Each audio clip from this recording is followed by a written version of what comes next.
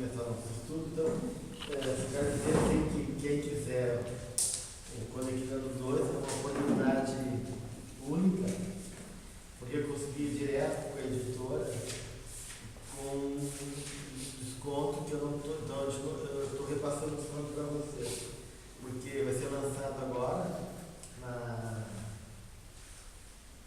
Saraiva e o preço de capa é R$55.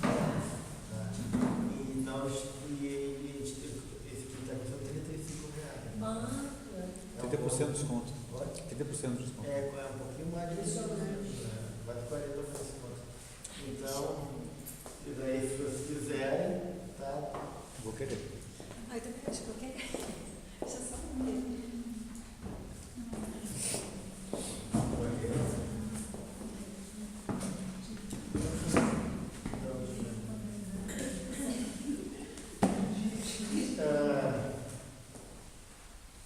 Vamos lá?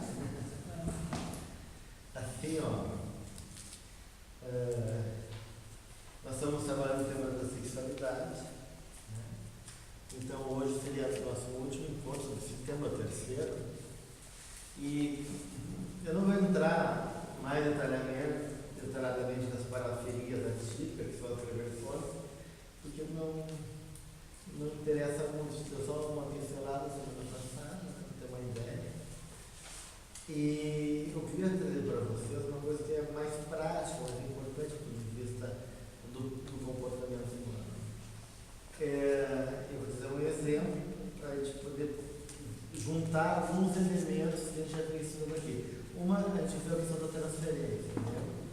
Que na transferência a gente atualiza papéis e funções na relação com o outro. Então a gente acaba buscando outra pessoa, figura de pai, de mãe, de irmão, de mestre, e te transfere então nas relações aspectos emocionais que não foram trabalhados e revivencia na tentativa de superar, né? Tudo isso, todos esses movimentos da psique são movimentos que ela faz como tentativa de reatualizar aquele contexto do passado e trazer uma nova possibilidade de mudança. Então, eu me lembro de situação de um trabalhinho que fui fazer numa casa espírita, na evangelização, e onde estava a questão da adolescência, e uma mãe depois colocou que ela ficava muito irritada quando o filho se masturbava, né? E quando ela via algum tipo de manifestação sexual dele, ou ele estava se tocando, ou ele estava excitado, e aquilo dava uma revolta nela, e o sentimento que ela tinha era de afronta e de desrespeito. Ela se sentia insultada, né? E era uma coisa tão emocionalmente intensa para ela que ela se controlava e ensinando chamando ele de porco, de não sei o que vai, né? E agredindo ele verbalmente, porque aquilo era para ela aversivo. E ela achava que ele provocava ela. Então ela tinha como uma forma de provocação. E era difícil ela entender, na verdade, não era uma provocação, porque o que ele faz de provocativo? Ele chega e mostra, né? Ostenta, né? O órgão dele na tua frente, ele te provoca verbalmente, ele se masturba na tua frente, assim, de maneira, né, exibicionista, né? E não tinha nada disso, na verdade, ele está naquela fase normal da adolescência, onde os hormônios estão hiperativados, onde ele tem essa curiosidade natural e essas experiências masturbatórias que fazem parte do exercício da descoberta do corpo. Então, na verdade, tudo isso eram questões mal resolvidas dela, né? Que ela, de uma maneira, se via, né, transferindo para o guri, né, projetando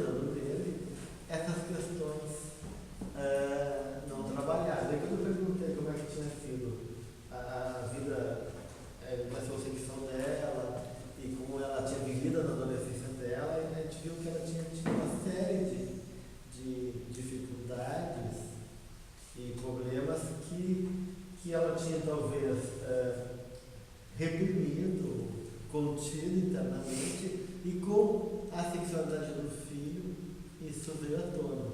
Por que eu estou trazendo isso? Porque realmente, pela relação, pelo vínculo físico, afetivo, ser muito estreito, por causa dos laços físicos, né? E os pais tendem a se ver muito nos filhos. Tanto é que os pais às vezes projetam até necessidade dos filhos, até de frustrações que eles têm. Eu não fui médico, agora eu quero que meu filho seja médico. Agora eu quero que meu filho seja juiz. Ou eu quero que meu filho seja igual a mim, porque eu dei sorte na vida, venci, ele tem que vencer tanto quanto eu. Então a gente acaba criando expectativas em cima dos nossos filhos. E mais do que isso, toda vez que os nossos filhos passam por uma fase de vida, a gente naturalmente vai ser mobilizado a olhar, se não olhar, a ser mobilizado também em relação àquele período que a gente passou quando estava na mesma idade dele. Né? Então, se eu tive dificuldade com a minha mãe na maternagem, quando eu vou fazer maternagem com o meu bebê, eu vou me confrontar com essas questões e a criança vai me mobilizar aqueles elementos que estão lá, e isso vai ser reativado em mim. Então, na adolescência, as mesmas coisas, né? As questões da agressividade do adolescente, as questões de confronto com a autoridade e as questões sexuais, né? Que você está vivendo, todos aqueles processos emocionais muito intensos, né? De impulso, de insegurança, de mobilização emocional, vão, de uma maneira, ativar em nós a nossa adolescência. Então, de uma maneira, quando a gente vai lidar com uma questão sexual do nosso filho, a gente vai ter que olhar para a nossa sexualidade. Né? Mas tu disseste que ia trazer um assunto bem prático e está trazendo essas tendências naturais, né? Ou seja, até 10 minutos atrás a gente tinha uma justificativa para dizer que fazia aquilo que não sabia. Agora a gente não pode dizer mais. Então, qual é o exercício que a gente tem que fazer, uma vez conhecendo essa tendência, para quando se defrontar com uma situação semelhante, seja com o filho, seja com o sobrinho ou com o educando, a gente evitar essa tendência de revisitar a mesma fase na nossa história. A revisitar não tem como evitar, né? Não, até porque isso é necessário. O que a gente tem que fazer, né, é reconhecer que o filho está despertando, está trazendo todas as coisas que são que é nossa. Então, na verdade, o que a gente tem que fazer é reconhecer que aquela mobilização é de questões mal resolvidas nossas, não provocadas. Mas por que isso diz que é inevitável? É inevitável porque está ali. Né? E tem aquela frase do Heráclito: a natureza adora a natureza adora se expressar. Ou seja, o que é da tua natureza interna, ela busca como uma maneira de expressão. E aquilo que a gente não resolve, que está reprimido, está latente lá. Que nem um furúnculo que não destrói, entende? Então, quando tem algum elemento que faz um espelhamento dessas questões mal resolvidas da gente, é difícil evitar que isso não venha para fora. É natural. É um processo porque, digamos assim, se eu sou uma pessoa raivosa, né, e eu não me reconheço, né, quando eu encontrar uma pessoa raivosa, ele vai me incomodar. Porque, de uma maneira, eu estou negligenciando o aspecto meu. Mas quando tu fala uma coisa mal resolvida, significa que tem coisas bem resolvidas, é o oposto, né? Então, necessariamente a pessoa só vai expressar isso se ficou mal resolvido. Exato. Mas se ela enfrentou uma adolescência ou uma fase equivalente àquela ali, ela vai ter mais tranquilidade, naturalidade. ela vai ter mais naturalidade, ela vai conseguir se relacionar com aquela questão do adolescente de maneira sensata, de acolher, de poder até discernir com eles se tiver alguma questão preocupante, né? Ela vai dar o tom emocional, a dimensão da coisa, a intensidade da coisa vai dar dentro do razoável. E ainda assim, tu diz que é inevitável eu trazer essa minha vivência bem resolvida. Sim, te remete. Porque tu vê. Quanto mais mal resolvido, mais forte é isso. Mais incontrolável, quer dizer. Mais espontaneamente aquele conteúdo tende a ser mobilizado. Se essas coisas estão equilibradas em mim, né, eu até posso me remeter quando eu era adolescente, até posso falar com meu filho, né, porque as coisas puxam nossas memórias, né? Meu filho é assim mesmo, quando eu era adolescente, né, assim, meu pai agia assim, mas, né, essas coisas podem até ser troca de experiência, né? E isso tem um valor tremendo enquanto essa troca afetiva e de descoberta do filho, de poder acolher, né? Mas quando aquilo é mobilizador, eu não consigo nem falar. Eu reajo, como ela reagia de maneira muito agressiva, porque ela interpretava o movimento do guri como uma afronta a ela, como um desrespeito. Então ela achava que o guri se respeitoso e ia de dedo início, né? Dizendo que aquilo era um absurdo que estava fazendo. E o guri não estava entendendo nada, né? Que culpa tem eu, né? Então, claro, se ela tem uma questão que está lá, essa questão precisa, tudo que é inconsciente e de uma maneira está latente quanto a algo em conflito, e está buscando alternativa de resolução, né? Ou de fazer consciência. Né? Então, quando tem um elemento emocional que tem a ver com aquele conteúdo, é natural que aquilo daí ganha força mobilizadora e vem para fora de uma maneira, como um sintoma, como uma reação emocional, ou como uma tomada de consciência, que daí é uma coisa mais positiva. Então, ela estava reagindo a uma questão dela, onde ela via aquela masculinidade masculina brotando com toda a força como uma agressão. É que nem aquela rivalidade, às vezes, que algumas mães têm, né? Com a filha, alguma coisa não resolvida. E aí entra numa rivalidade de adolescente para adolescente. A gente vê isso na relação. Mas se essa pessoa que tu te referiu no exemplo aí tivesse, por coincidência, em tratamento, fazendo uma análise, ela teria enfrentado a situação, se tratado antecipadamente, de uma outra forma, porque então ela estaria...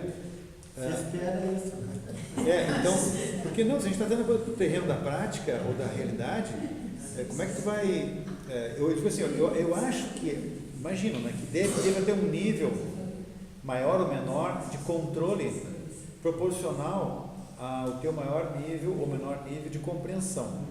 Ao ponto de eu ter lá uma situação mal resolvida, e se eu tiver essa proposta de repensar, mas não no estilo do Krishnamurti, que nunca dava a mesma resposta para a mesma pergunta, né?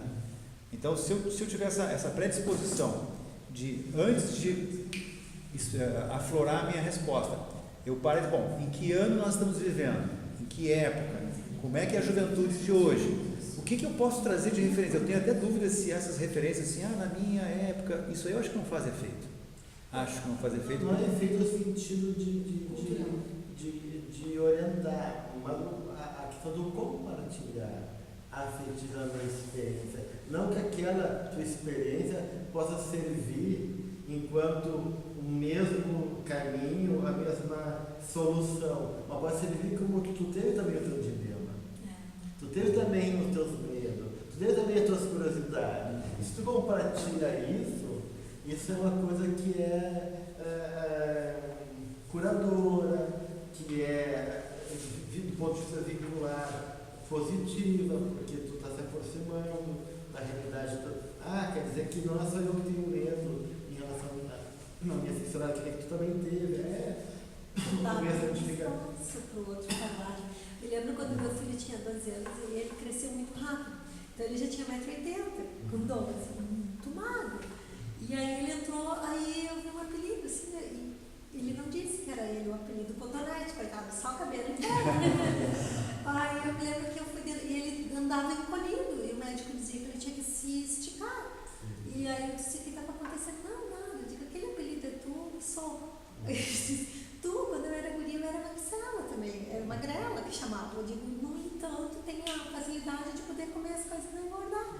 Então não esquenta, a gente passa por isso. Hoje eu vejo que era bom. Na época eu também esquentava a cabeça. Isso foi um fator decisivo na autoestima dele. Eu disse, a única coisa que tem é que leva um tempo, daqui a um ano, esses que estão te chamando de cotonete vão querer ter topo. A Deribite também era chamado de Genival, era cotonete, coitado. E isso mexeu com a autoestima dele, que ele se andou esticado e de bem com a vida, sabe? E eu acho que não sei como é que ele ia ficar se ele se tu não alimentasse que aquilo tinha solução e que era natural. Né? Então o que eu quero dizer com isso, que a nossa inconsciência diante das nossas coisas mal resolvidas tende a se tornar perigosa, tende a se tornar um obstáculo, em vez de ser um facilitador. Ela, né, quantos pais, por exemplo, têm um jogo de sedução com seus filhos, sedução sexual, né, que na brincadeira, né, e quanto isso pode ser uma conclusão para a fantasia da criança. Não aparece de maneira ostensiva, de maneira muito clara, mas naquele processo. Por quê? Porque tem coisas mal resolvidas neles, e eles estão depositando nas crianças certas necessidades, e se a gente não se cura, isso vale para todos nós, entendeu? Porque a gente é um ser humano, isso não é uma questão, né? Mas, e não quer dizer que a gente tem que ser resolvido, porque a gente não se resolve assim, né? Depende de várias encarnações, mas a gente poder reconhecer isso na gente, né? Que isso, a gente pode evitar que isso tome lugar, né? Porque isso daí, quando a gente consegue reconhecer, ou até falar, vamos pensar também num casal que começa a sua vida sexual, e eles são muito diferentes do ponto de vista das suas necessidades ou das suas dificuldades, né? Se a gente consegue nomear isso, né? Ou falar, assim eu não gosto, assim me atrapalha, ou tem dificuldade, né? Isso alivia, e o outro também consegue dizer, saber com o que está lidando. Porque se tu não fala, o outro vai precisar de ser rejeitado, por exemplo. Você vai achar complexo do outro, você já reage, e a gente começa a criar uma confusão, e às vezes as coisas podem ser muito simples, né? Então, se a gente consegue criar um campo dialógico, assim, de diálogo e de aceitação de si e do outro, quanta coisa, e até aceitar certas questões que envolvem a sexualidade do outro, certas fantasias, certos condicionamentos, ou mesmo conseguir barganhar e trabalhar as diferenças entre as pessoas, né? Porque, né, as pessoas são muito diferentes do ponto de vista afetivo e sexual, né? E isso vai estar presente lá no comportamento, né? Tem mulher que é bem romântica, que gosta de velas aromáticas, né?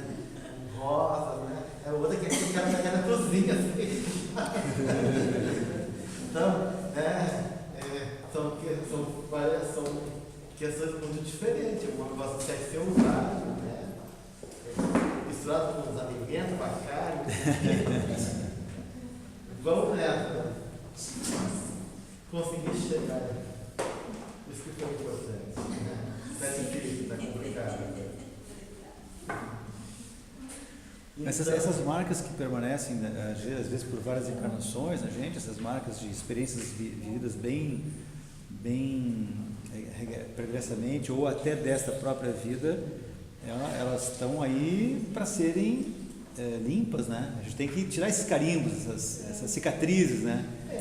Então, uma maneira E às vezes até ser vivida, mas de uma maneira mais protegida, que possa ser transformadora, porque eu posso viver uma loucurinha minha se for num lugar adequado e protegido, né? Quer dizer, de uma maneira, a gente não está falando porque a nossa loucura tem que aparecer às vezes em algum momento. Não que a gente tem que atuar, né? Se a gente atua na nossa loucura, a gente está sendo, né, um cara perverso, um psicopata, um doentio. Quando a gente reconhece algumas coisas da gente não consegue mudar, a gente pode tentar viver isso num nível mais humanizado, uma forma forma de processar aquela experiência, ela ir um outro, uma oitava acima, né? Conseguir, né, dar uma volta diferente para aquela experiência, né? Então, E quem não consegue também, na parte espiritual tem uma explicação assim, que seriam as encarnações passadas, porque tem pessoas que têm a vida inteira problemas, muitas, né? Esse é o maior, o problema mais íntimo, né? Eu quero dizer assim, me lembrei dessa questão que não sei se tu seria de abordar isso aqui, né? Mas que em outras encarnações teve claro, atitudes exageradas. claro, não. E daí nessa encarnação veio assim para pelo menos se conter, né? Com certeza. Tudo que faz parte do nosso passado, em algum nível vai se refletir na nossa vida atual, né? Então, questões muito fortes do ponto de vista de situações que a gente viveu no passado, que foram motivos de conflito, de dor, ou de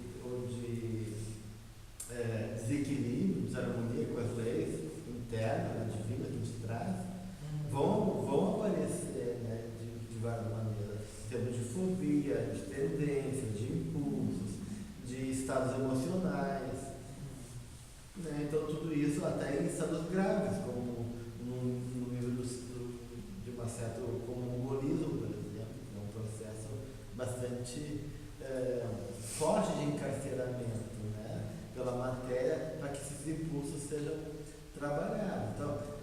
Então, de uma maneira, a gente vai se confrontar com isso sempre, né? Pode ser que isso, em parte, de vida passada, pode ser que isso, em parte, seja da má educação, de tendências, que, né, até porque a gente pode, quando a gente fala que a gente subjetiva as coisas, a gente pode deslocar um tipo de dificuldade para um outro tipo de expressão. Tá? Desculpa, eu não entendi. Não entendi a fala. A gente pode deslocar um tipo de dificuldade para um outro tipo de expressão, mas a dificuldade, enquanto conteúdo, enquanto questão, sendo mais ou menos a mesma, né? Então, só eu mudei um pouco a roupagem, mas o drama, a questão, então, né, isso pode acontecer. Mas isso que tu está chamando de drama não seria, no outro encontro, nos outros encontros a gente falou que a sexualidade como energia, ela tem diversas expressões, inclusive interfere na harmonia do universo, né? Então, acho que todas essas dificuldades que a gente possa vir a ter hoje, dá a impressão que é resultante da falta de manejo dessa energia primordial. Sim. Então, a gente pode estar hoje com um desregramento qualquer nessas áreas mais comuns, porque não soube manejar bem essa energia em algum momento, seja nessa ou seja em outras vidas, né? Então, se a gente conseguir interpretar bem essa energia e utilizá-la a nosso favor em termos de evolução e até em favor do universo, né? Acho que esses desregramentos ficam sem significado até, passam a não ter significado mais, né? O que vale é o sentido, né, do que está por trás, e não tanto a manifestação. Pois é. Não as fantasias e os sintomas. Mas o que aparece para todo mundo que está ao redor é isso, né? A gente tem que saber separar. O Jung, até no volume 4, ele estava fazendo uma crítica a ficar muito tempo na psicoterapia numa fantasia, nas fantasias, e a pessoa fica neuroticamente preso, querendo entender, e às vezes aquilo é a água suja que tem que vir e ir embora, né? Não importa, porque por trás da fantasia tem uma questão de um sentido e de uma necessidade que está ali. Então, não é a fantasia em si, né? Uma vez um médium, meu amigo, ele estava sentindo muito culpado, porque quando ele ia dar passe, vinha fantasias sexuais, né? Vinha dificuldade. Então, ele tinha dificuldade se era dele ou não era dele, né? E era dele, mas claro, podia ser até um espírito sendo convidado a entrar na história, mas era dele. Se dava mal, era uma pessoa que era muito reprimida, se culpava, eu acho que não tinha uma boa naturalidade com a sexualidade dele, uma pessoa muito exigente.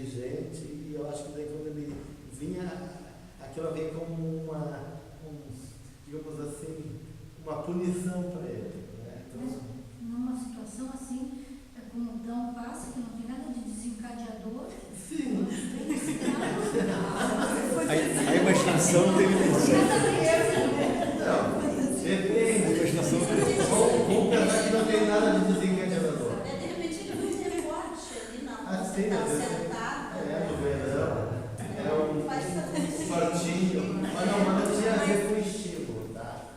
Nesse caso, eu uma mulher sem os fardos, um degote. Ele é um estímulo, Ou no verão. Mas tem gente que pode ter fantasia. Sim. Isso vinha com o valor. Vai saber. Ele andava da paz e já vinha. Então, na verdade, era uma armadilha de inconsciente. Porque lembra que eu falava que a gente viu. Ele tinha que dar paz a essa mãe desse menino aí. Lembra que a gente fez um movimento? Todo movimento de energia para cá tem uma força oposta. Lembra que a gente viu isso? Que há toda uma dinâmica da psique de forças opostas para equilibrar. Então, quanto mais ele queria esquecer, reprimir, um ser santo, puro, angelical, sei lá o quê, mais ele é torturado no momento que ele tem que ser puro e angelical. A questão era essa, não era sexual. Era tortura frente a essa exigência exagerada, descomunal e inadequada e impossível dele se manter nesse estado de pureza, né? Então, eu inclusive dizendo, olha, tu não é tão puro assim, não precisa ser tão... Ele foi tirar uma meditação espiritual, isso que eu achei legal. Ele foi tirar uma meditação... Com a pomba gira. Com a pomba gira.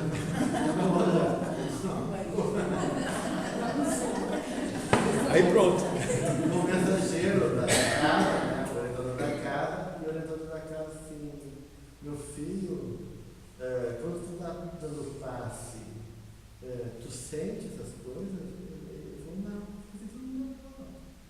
Confia no teu sentimento, no teu coração. Deixa esse pensamento.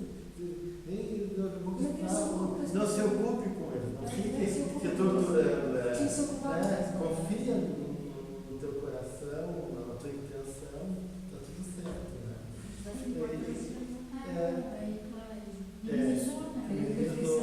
E aí, claro que isso foi um grande alívio e ele não ficou brigando com ele na hora de dar passe, né? Talvez ele se sentia impuro, não se sentia de puro para dar passe. E como o grau de exigência dele era absurdo, né? Vinha a sombra dele dizendo, não, mas tu tem sexualidade. Claro que tem, né? Quando ele quer negar isso, vai ser difícil. Então ele acabava criando uma tortura terrível, uma coisa que não é assim, não era terrível, né? Porque às vezes a coisa terrível não está na fantasia, está na postura, no processo interno que a gente mesmo, né? De pensar, eu tenho um impulso assassino, eu não sei o que lá, e não vai como uma mosca, né? Mas na fantasia ele fica brigando com ele, achando que ele pode ser um cara destrutivo, né?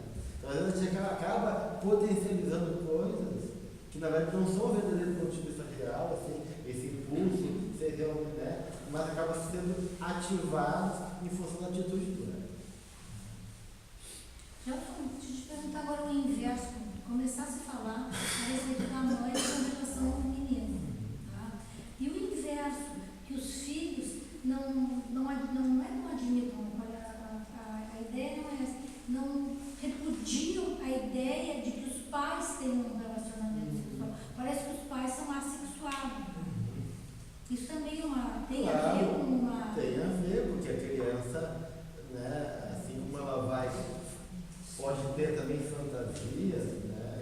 Lembra que eu comentei com vocês semana passada aquele rapaz que viu o pai dormindo e ficou fascinado e ficou assustado quando o pai rejeitava a maneira. Então a criança também tem fantasia e ela mesma tem sua sexualidade.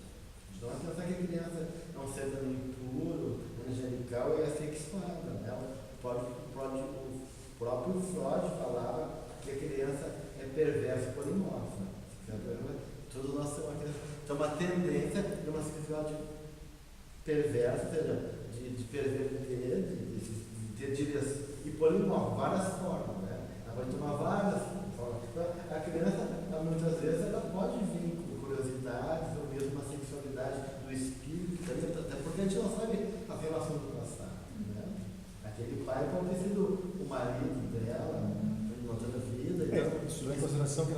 fase até os 7, digamos, em teoria, eles estão ainda reencarnando, tem muita memória ainda da última encarnação. Então não é uma criancinha que está ali, é um espírito reencarnante que tem toda uma bagagem. Isso eu estava pensando mais em termos de adolescência. E daí, claro, na adolescência, então o que acontece? Na adolescência, a pineal ativa em duas coisas. Ela ativa o processo de maturação da sexualidade, porque ela reprime o impulso sexual até ele poder ter condições de. Então ela abre os canais sexuais e abre os canais do passado. Então, o papel da pineal é exatamente isso. Ela na adolescência. Então, claro, naquele momento, as coisas, muitas coisas vêm à tona, né, de maneira inconsciente. Então, é óbvio que conforme o tipo de processo de passagem espiritual daquele adolescente, mas a relação que ela tem na casa, enquanto educação, ou com a natureza dela, isso vai se refletir na sexualidade dela, né? Os adolescentes têm muita dificuldade quando a gente quer explicitar, sem vergonha, né? Eles podem, com uma gurizada, na idade dela, sapeia, brinco, tudo, mas aí o adulto vai falar com o adolescente, ele fica vermelho, né? Ele não sabe lidar com isso, né? Então, tem isso, e aí tem que enxergar a sexualidade também nos pais, né? Os pais são seres sexuais, às vezes é difícil, sim, porque mexe com questões ainda não de maturidade dele, né? Então, pode acontecer. Então, a gente vê também em algum livro, acho que Entre a Terra e o Céu, que a pessoa saía do corpo, né, e ia ter várias atividades sexuais fora do corpo. Né? Então, no corpo ela pode ser bem posicionada. Né? De noite? De noite. Talvez qualquer dia, seja de dia também. Na hora da siesta. Eu acho que lá deve ter casa todas 24 horas. Não sei qual é o fuso horário, né? Mas o fato de Programava para passear. quando ela dormia, se desdobrava, ela ia ter experiências de vários parceiros, né? Então não adianta tu se esconder, né? Reprimir, porque o espírito vai onde seu coração bate, né? Então essas coisas estão ali, né? Não, isso aí remete também para essa questão da fidelidade, né? Porque ela podia ser uma pessoa casada, fiel ao seu marido, e então essa concepção do que é fidelidade mesmo, nessa dimensão mais ampliada, né? Durante o sono, durante o sonho, ter esse tipo de... fica meio ridículo tu pensar num casamento que tenha um pacto, né, tão certinho. Até hoje eu estava conversando com algumas pessoas amigas, né, sobre isso. Tem culturas que aceitam tranquilamente que a mulher tenha vários maridos e outras que os homens têm várias mulheres, e a gente está aqui, a raiz dos problemas conjugais às vezes está na fidelidade. Nem se fala no nível da fidelidade, da infidelidade do pensamento, enfim, tem vários níveis, né, e aí tu traz essa outra possibilidade, então a coisa fica mais sem sentido ainda, né? Ou seja, depende, mas pode ser um exercício, né? De começar a ser fiel, né? Pelo menos em algum nível, a pessoa já está começando a exercitar, não, porque senão, de repente, se ela não tem esse compromisso de fidelidade, a coitadinha vai ser muito mais difícil de se trabalhar, né? Então, esse exercício, pelo menos durante a vigília física, ela se contém, pode ser um processo de Educação. mas é quase que automático relacionar a expressão, a fidelidade, a infidelidade às questões físicas. O que a gente não pode é querer julgar a pessoa e condenar de maneira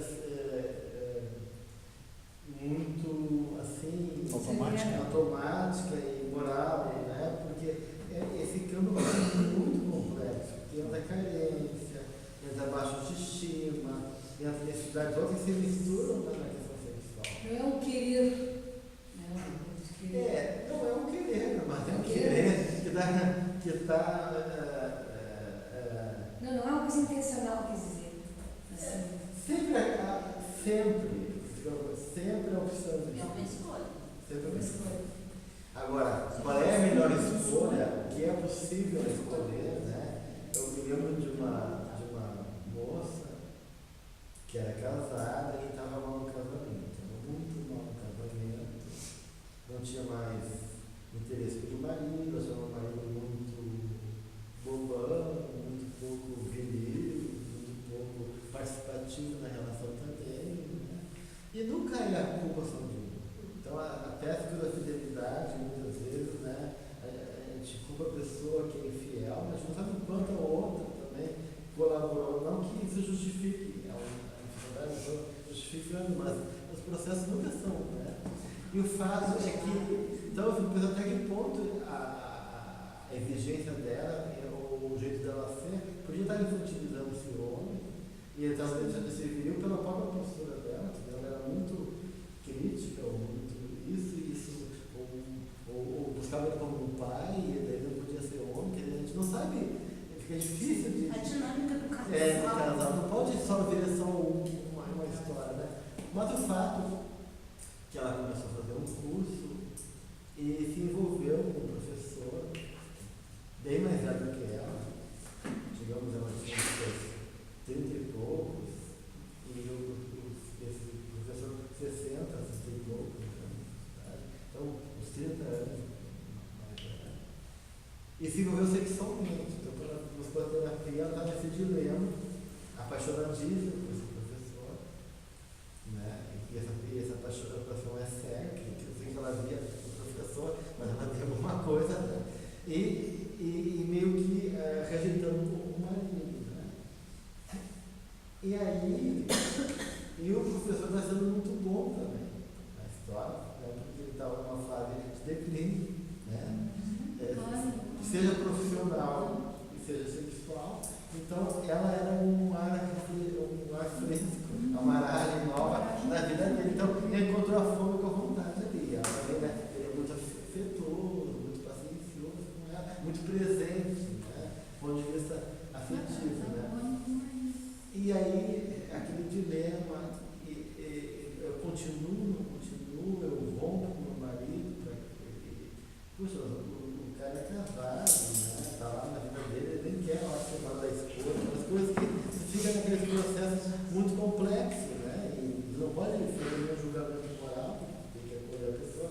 Mas foi interessante que daí ela foi, a gente foi mais para o aspecto simbólico, literal, ou seja, o fato dela ter que realizar concretamente uma experiência sexual era um plus a mais. Era uma questão que não era a questão, né? Era a questão em todo um conflito, sim, né? Mas que a questão que ele buscava nele, talvez era uma imagem masculina que podia ser vivido numa amizade, não precisa ter vivido sexualmente, mas o fato é que ela literalizou, né? Na medida que ela foi entendendo isso, e eu fui fazendo ela olhar para esse marido, essa relação, o que aconteceu? Toda a energia que sente do Senhor mobilizou ela conseguiu levar para a relação, né? E o que aconteceu? Claro que isso não foi um processo tão rápido, foi um ano e meio de processo. O que aconteceu que reativou a relação dela, ela voltou a se apaixonar pelo marido e resultou de ela querer engravidar, ter um filho, uma filhinha, e a coisa caminhou de uma maneira bastante positiva. Ela encerrou a história com. E agora eu quero se perguntar, ela precisou ter, foi bom então ela ter? Se a moda pega. Não é, quer dizer, ela não é que tenha que ter tido, né? É a questão, mas ela conseguiu transformar uma experiência de conflito e que podia ser perigosa num processo, né? Agora não tem que viver, né? Quer dizer, quando a gente trabalha psicologicamente, isso é uma armadilha que sempre os pacientes dizem: eu caso ou compro a bicicleta? Tu não tem que responder isso. Tem que responder o que está por trás dessa fantasia de casar ou comprar a bicicleta. Entender isso. A questão da pessoa, se ela vai. Porque não vamos dizer casa, que se o cara não vai casar, eu que me comprometendo, né? Ou com uma bicicleta, eu não tinha que Se acidenta ali. então, na verdade, pegar para ti essa questão não é ficar na questão, é um erro, é questão do paciente. E não importa, tu pode até levantar uma série de coisas práticas, concretas, mas a bicicleta tu tem condições, sabe andar, tu tem dinheiro, casar, o que implica, tu vai até questionar praticamente isso, mas até para ela poder balizar e poder dar tempo para poder avaliar essas questões. Mas o que está por trás é justamente não a fantasia de casar ou para bicicleta, mas o que está implicado nisso. Isso que importa. E se entendendo isso, as coisas podem ir para o caminho mais diferente. Isso vale a sexualidade. Né? Que interessante, tu está trabalhando uma emoção através da racionalização. Por exemplo, tu está perguntando, mas afinal de contas, tu sabe na bicicleta, isso é uma racionalização, né? Sim. Mas tu quer chegar numa emoção. Uma emoção. E um sentido. Levar o outro Mas tu utiliza um método racional para chegar no Para organizar emocional. o ego primeiro. Né? O ego precisa se organizar, precisa se situar. Mas eu quero ir atrás do ego. O ego está nesse dilema. Né? Compro a bicicleta ou o caso. Né? É um pseudo problema que ele está criando ali. Mas é um problema real. Ele é real. Né? Ele se convenceu de que é um problema. É real no sentido que ele sofre. Né? Que aquilo é um dilema para a pessoa. Mas por trás da fantasia de comprar bicicleta ou casar, pode ter uma fantasia de liberdade. Que é uma vez uma liberdade. Comprar bicicleta ou casar. E é fácil de responder. Né? E nessa situação, digamos assim, que ela foi induzida, ou o sentimento dela atrair, é espiritual ou é personalidade, caráter? Como assim espiritual? Eu digo, o espiritual influencia? Sempre. Poderia ter Eu não outras entendi. coisas? Ou, entende? É Não algo tem que que eles passar. tinham que passar, Não tem que passar. Mas a Não situação existe isso. espiritual é uma consequência do que tu tens. É, no sentido É uma kármico, eu acho. No sentido kármico. no sentido assim, ambos, esse professor, tantos anos mais velho, e ela, tinham que ter esse encontro? Não. É uma coisa que... O encontro pode ser que ter, mas a experiência sexual não. Aí ela não soube uma questão conduzir. deles. Né? Ela não soube conduzir. É que nem o. Voltando de novo lá É. na história da Alcione, né? Ela veio para ajudar ele espiritualmente, mesmo que são espíritos alma gêmea, ou seja, eles são espíritos de um grande amor e o papel dela não era casar com ele. Né? Então, não tem que ser, né? Não tem que, a experiência dos encontros quando há um encontro espiritual sempre é forte. Mas se a gente vai ter relação sexual com duas pessoas que têm afeto, que têm uma experiência que são importantes na nossa vida. Vai voltar com mais dívidas do que veio. Daí conta muito Mas o filhos. livre-arbítrio. Tem discernimento, né? Ele serviu também para ajudar. Professor, e a não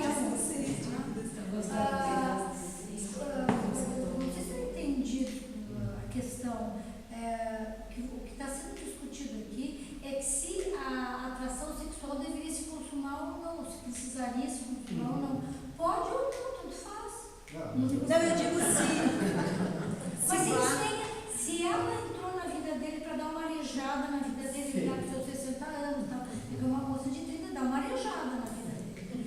E ele traz para a vida dela aquilo que o marido não estava dando, uma certa maturidade. Ou que ela não estava deixando de dar, né? Sei lá, tipo assim, aquilo que estava fazendo falta. Sei lá, não é bem assim fazer falta, mas enfim, assim como ela arejou a vida dele, ele também, de alguma forma, arejou a vida dela, no sentido de maturidade e tal. Poderia ter ficado só como uma grande amizade, ou poderia também ter chegado na questão sexual. Sim, tudo pode, né? Mas tudo tem consequência, né? Aqui tá. Esse nível se perder na coisa sexual. E isso nível de ter um processo de crescimento, porque você aprende uma coisa infantil, você está regressivamente envolvido, sem fazer um processo de transformação. Né? A questão toda é que se obriga por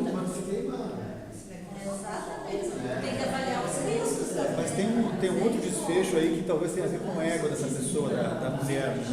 Por exemplo, ela poderia ter um desfecho, dizer, bom, já que eu estou envolvida nesse caso, eu vou deixar o meu marido, até porque ele não está me resolvendo mais como antigamente, né?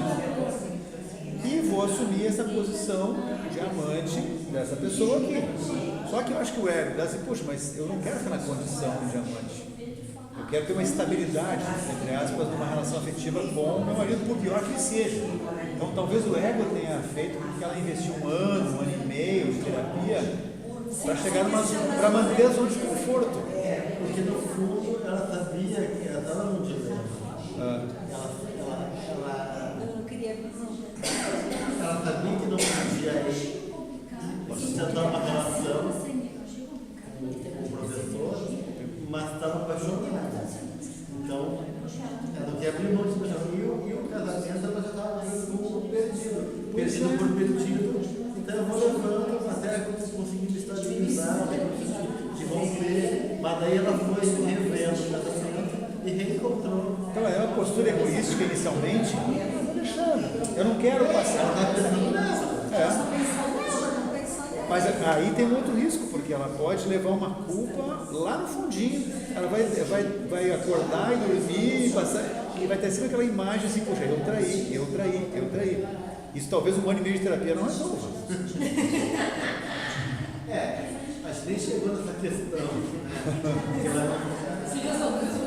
Ela não sentia culpa, né? Pelo menos nesse momento da vida dela não havia culpa em relação a isso. Né? Ela se sentia livre para viver essa história porque ela não estava, digamos, sustentada por aquela relação que para ela não era uma relação autêntica, não era o papel que dizia essa relação existe. Né?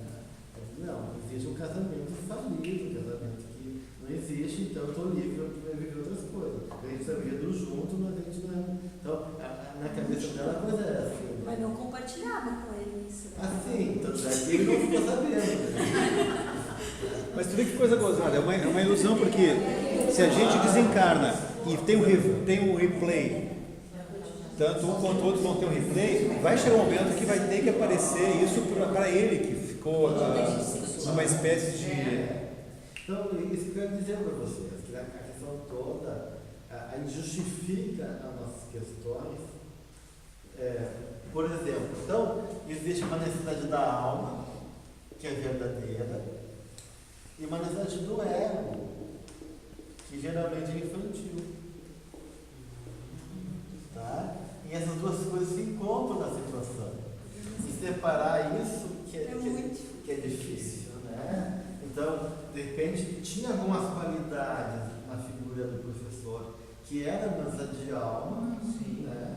Mas o ego carente, desmembrido, né? Querendo uma balinha, um pirulito, né? Esse era o marido. Né? Ela? Não. Não, O amante. A alma do ego, né? Não quis abrir mão da experiência sexual, né? Ela quis daí viver, né? Então, essa que é a questão, né? E a questão sempre do elemento complicador são essas questões mal resolvidas, porque na alquimia, por exemplo, tem a calcinância, né? Que se tu vive a experiência, evapora o calor, né? Tu queima ali na hora, entra em combustão e desaparece. E às vezes tu tem que manter o calor do processo para a transformação acontecer. Então, eu não digo que a paixão dela não é interessante, né? Estar apaixonado por um professor. É uma coisa que eu digo que a paixão, que o Eros sempre desperta uma necessidade da alma, né? Mas essa paixão, ela tem que ser calcinada, tem que suportar em mim, né? E ser queimada para ver que fantasias ele traz, o que ele representa, que eu ser queimado pela minha própria emoção para transformar aquilo num processo de elaboração. Daí quando eu projeto nele vivos sexualmente, eu estou deslocando, daí já é o ego querendo, né? E aí realmente eu posso perder o processo. No caso dela, ela conseguiu não perder. E o marido ficou sabendo? Não. Um dia Isso vai aí saber. também influencia lá em cima. Depende da reação dele, daqui a pouco. Claro, se ele não teve maturidade para saber, Pois para segurar. Eu acho que foi. Aí que tá, né? Essas questões aí de. Mas a questão toda, então, é essa questão assim. Eu quero voltar a isso, né? O calcinamento, tu falasse na alquimia, né? Tem um livro que eu li, não sei se quem é professor deve ter lido também, que é Summerhill, Liberdade Sem Medo, né? Não sei se vocês leram, né? E tem um caso lá de um menino que começou a furtar, roubar, né? E aí o processo do educador era te dar dinheiro. Ele começou a roubar dinheiro, então ele dava dinheiro. Tem alguma semelhança entre essa Não é uma calcinagem. Não é? Não. Aí é uma solução. É o quê? Uma solução. Explica melhor. É que na alquimia tem 4 variações. Uma do fogo, que é calcinância. Outra da água, que é solúcio. Outra da terra, que é putrefácio. E outra do ar, que é sublimácio. Da terra. Putrefácio. E a outra do ar. Sublimácio. Até a gente pode, no encontro, se quiser. É uma boa. De alquimia, entender isso, mas, né? Se der tempo, né? A gente tira um termo para o outro, né? Então, são operações do processo da transformação do metal, da neva do metal, do chumbo em ouro. Então, vamos pegar esse caso mesmo da menina, dessa moça aí que traiu o marido, e dissesse que é um caso de calcinado. Se fosse um putrefácio, por exemplo, como é que ela resolveria esse assunto? Depressão. Tá, e agora o outro caso do ar. O ar, ela faria o quê? Sublimar é. Virar freira. Não. Sublimar é fazer uma tese de doutorado como professor. Legal. E o terceiro e o quarto? A solúcio? Não se casa, a solúcio é difícil, né? A solúcio. Dá um exemplo de solúcio aí, que não seja esse. Do professor que dá dinheiro para o rapaz que roubava. Ah, sim. Pois é. A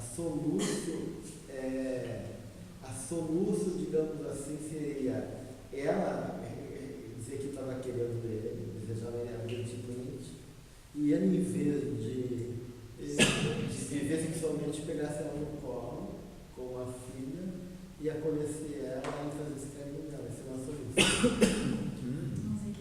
Interessante. Oi? Ele precisava ser muito bem. 30 anos menos. A última chance na vida.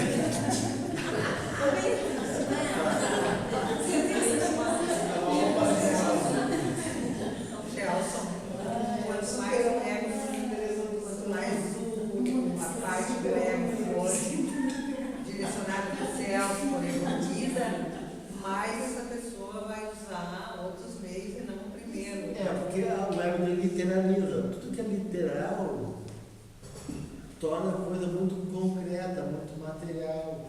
Né? Identifica no material. E a alquimia sempre diz, cuidado com o físico do material. Né? Porque o material não é físico, ele é psíquico.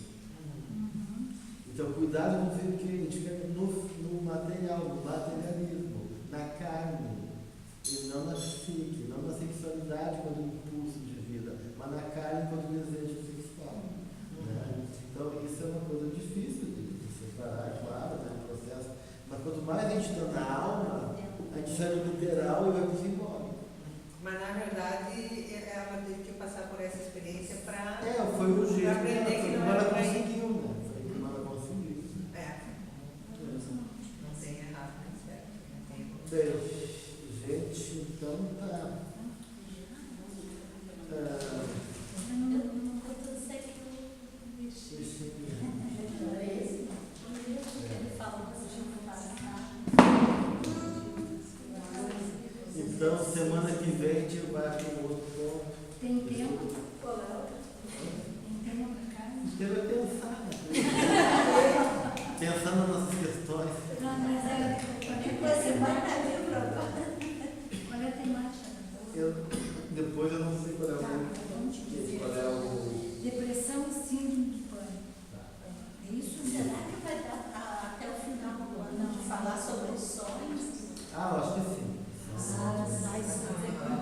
para isso que esses textos aí, eu antes de causou a possibilidade de a gente continuar no dia. De 15 em 15 dias até o final do ano. Eu sou de Não tem um pós-graduação, nada, assim, coisa. Eu falei, já é especialização, MBI.